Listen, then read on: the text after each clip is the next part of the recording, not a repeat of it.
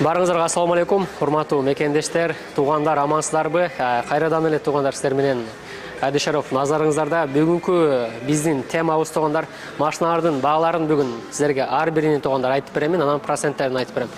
Эң выгодный болгон машиналерди туугандар мен сиздерге өзүм түшүндүрүп кыскача айтып берейин. Эгерде түшүндүрө албай калган суроолорум эмелер боло турган болсо, машина боюнчачы төмөндө номерге кайрылып бардык информацияны ошол жактан толук алып алсаңыздар болот. Азыркы учурда туугандар баягы как горячий порошки сатыла турган машина бул бизде мына G-Tour деген машина болуп атат. Бул машинанын баасы туугандар примерно 3 миллиондон ал жак бул жагында болгон машина туугандар 3 миллиондон өтө көп ашып кетпейт. Эгерде ушул машинаны сиздер таксиге колдономун дей турган болсоңуздар, сиздерге полный лицензия, обклейка, короче, таксиге полный машинаны даярдап беребиз. Просто туугандар келесиздер 1 сааттын ичинде машинага отуруп кетесиздер. Анан бул машина комфорт плюска кызмат кылат туугандар. Менин оюмча өтө выгодный ушул эле машиналар болуп атат азыркы учурдачы.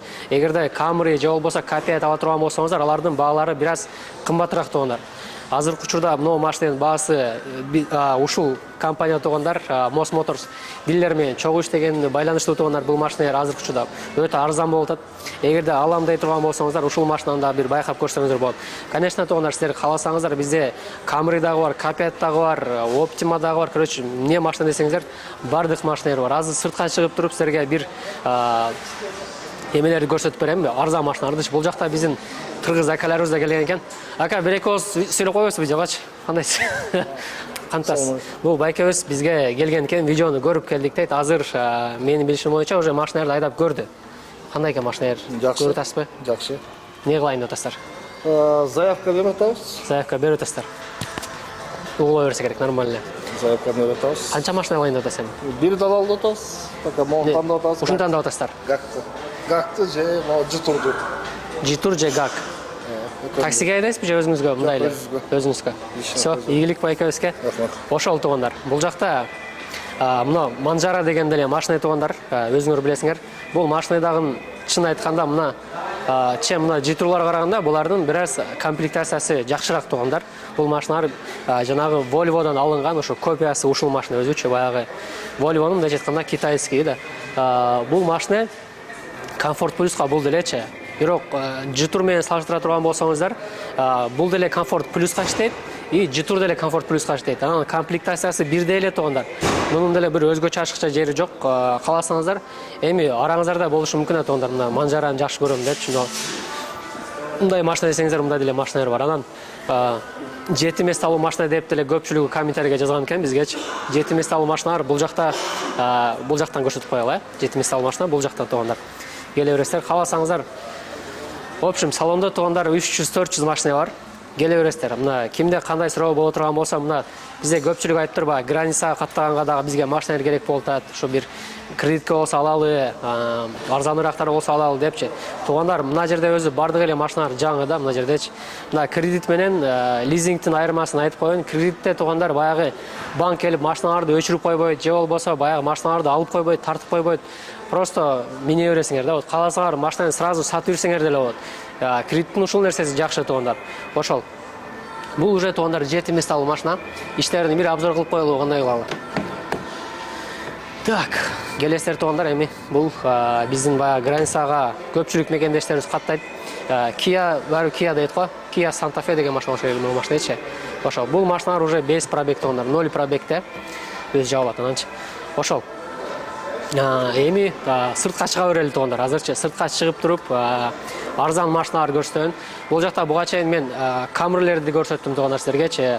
Мына бул жерде Hyundai Elantra, Или эме Sonata, Elantra туугандар. Мына кааласаңыздар, могу машина деле бар. Бул машиналар уже кулакка баягы айтыла берип туугандар уже сиңип калды мына машиналарчы.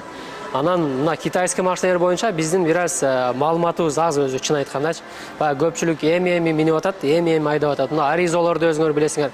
Arizolор да чындыгында жакшы машина экен. Мен баягы көпчүлүгүн акаларым, баягы досторум минип жүрөт, укаларым минип жүрөт. Arizonu да мактап атышат туугандар. Ошол Arizoну караңыздар, мына G-Tour'ду караңыздар. Ошол машиналар менин оюмча жакшыраак да, мен угушум боюнчачы. Сыртка чыгып берели андачы. Туугандар, мына минти биз сыртка чыктык. Бул сыртта уже машиналар, бардык машиналар пробегтер менен машиналар. Арзан машиналар биздин көпчүлүгү баягы комментарийге жазыптыр. Силерде 1 миллионго чейин машиналар барбы депчи. Туугандар, 1 миллиондук машина бул баягы доставкага айдаган эле машиналар болбосо, атак мына таксиге кылам деген машиналар 1 миллион болбойт туугандар. 2 миллиондун тегерегинде машина алам деген болсоңуздар, мындай аз пробеги мененчи 2022, 2021 машиналарды алам десеңиздер, анда сиздер мого окшогумна Кияларды алсаңыздар болот. Туугандар, мына жерде Киялар полный тизилип турат азырча. Болгону сиздер деле күтүп атат. Келесиздер, мына жерден ар бир машинаны тандайсыздар. Кааласаңыздар, эми конечно туугандар, мына Киялар өзү чындыгында жакшы машина экен. Мына машиналардын ар биринин пробегине жараша баалары болот туугандар. Балким 1.800.000 болушу мүмкүн, балким 1.900.000 болушу мүмкүн. Телефон чаласаңар, сурайсаңар ылдыйдагыданча. Бул ушундай видеодон көрдүм. Ушул именно моундай Solaris'tin баасы айтат. Мо Киянын баасы канча депчи. Мо Polo'ну сурасаңыздар болот. Polo'лор туугандар эми арзан бул машиналарчы. Чындыгында мына Polo'лор арзан болот.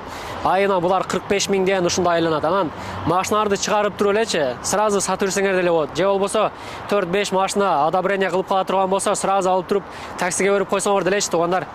Мына өзүн өзү актап машиналар сергеле калат. Жакшы ниет кылып туугандар, машина алсаңыздар болот менин оюмчачы. Мына могу машина, например, 2021-жылкы машина. Пробеги точно канча экенин мен билбеймин. Чалып сурасаңыздар болот. Ушул Solaris'тер деле өзүн жакшы машина чындыгындачы. Solaris'тер өтө бир мягкий болбосо деле мындай жумшак машиналардын катарын толуктайт. Эми биздикилер баягы мингенде Solaris, анан Kia Rio'лорду аябай көп минишет. Анан Camry 70'лер көп минишет, Kia Capet'лер көп минишет. Азыр ал жакта ал машиналарды деле көрсөтөм туугандар. Ушул машиналардын баалары примерно туугандар 1.800.000, 1.900.000, 2 миллион. Булардын кээ бирлердин пробеги туугандар 30 км, 40 км, 50 напримерчи. Разный. Ошол баягы сураган машиналарыңыздар ушул болду. Азыр бул жактан эми бираз кымбатыраак машиналар көрсөтөйүн ал жактанчы. Туугандар, бул жерде уже бираз баасы кымбатыраак машиналар, бирок пробегтери менен. Эми ар бир машинаны келип турупчу, сиздер өзүңүздөр тест драйв кылып, айдап көрөсүздөр, башка кылып көрөсүздөр, минип көрөсүздөр. Бул машиналар баягы авария болгон эмес, урулган, сүзүлгөн эмес, полный машиналар, баягы Carfax деген нерселери жок туугандар. Булар почти бардык машиналардын пробегтери аз эле да. Анан кааласаңыздар ушундай машиналарды деле алсаңыздар болот мына туугандар. Kia Optima булардын жылдары 2019га чейин туугандар. Булардын точно азын мен билбейм, но машинанын жылы же 2018 же 2019. Анан баалары туугандар булар 2 миллиондон бираз өйдөрөөк кетет. Кааласаңыздар мына Capet машиналары деле өзү жакшы экен. Чындыгында мага Capet өзү жагат туугандар. Мына Capet'тарды деле алсаңыздар болот. Анткени мына Capet'тар Camry'ден калса бираз калышы мүмкүн. Ата Camry менен мындай бирдей эле машина өзүчө. Ата ичтерине келе турган болсок, бул машина мындай ичи чоң Camry'ге караганда, Camry 70'ке караганда мунун ичтери, башка нерселери чоң. Анан мунун запчасттары бираз арзаныраак, чем Camry'ге карагандачы. Ошол жактарын деле карап көрүңүздөр. Алып атканда полный байкаңыздар туугандар, полный проценттерин сураңыздар. Келесиздер да айтасыздар, мен ушул Адишаровдун эмесинен видеосунан келип көрдүм эле, ушундай бир машиналар көргөнү келдим депчи. Ар бир машинаны келип туруп, минип көрсөңүздөр болот. Ар бир машинанын стоимостун эсептетирип туугандар. Эгерде убактыңыз жок боло турган болсо, телефон чалып эле сурасаңыз болот. Мен машина алайын дедим эле, менде гражданством бар. Мен ушул машинаны сурайын дедим эле депчи. Например, Kia Capet силерде көрдүм депчи. Силерге полный сүрөттөрү, пробегтери полный силерге көрсөтүп беришет. Ошол мен оюмча бираз арзаныраак машиналар ушулар эле, чем жаңы машинага караганда эми булар бираз арзаныраак болот. Жаңы машиналардын баалары туугандар именно ушул Capet, Camry'лердин баалары примерно 4 миллиондун ал жак бул жагында болот экен. Анан булар, конечно, ага караганда бираз арзаныраак пробегтери мененчи. Пробегтери болгондо эми туугандар баягы 300.000, 200.000 айланган эмес бул жердечи. Бул жерде раса айлана турган болсо туугандар 40.000, 50.000, 30.000 ушундай эле пробегтер аз элечи. Анан суранып коеюн туугандар, бирчи ушул видеого бир-бирден лайктардан басып, комментарийге өзүңүздөрдүн атыңыздарды жазып коюңуздар. Өзүңөр билесиңер, ар дайым туугандар ушу комментарий жазган адамдардын арасынан мен 5000 рубль акча ойнотуп берем. Бул чисто каналга поддержка болсун деп элечи. Ишо туугандар, ушул видеону WhatsApp статусуңуздарга коюп бериңиздер, эгер колуңуздардан келе турган болсо. Анан лайктан басып коюңуздар туугандар. Эмне дейбиз, ошол гражданствосу бар ака эжелерибиз боло турган болсо, байланышып келип көрүп кетиңиздер. Биз дагы өзү ушул жакта болобуз эми туугандар. Келе бересиздер, түшүнбөгөн суроолор боло турган болсо, биз дагы ушул жерде болобуз.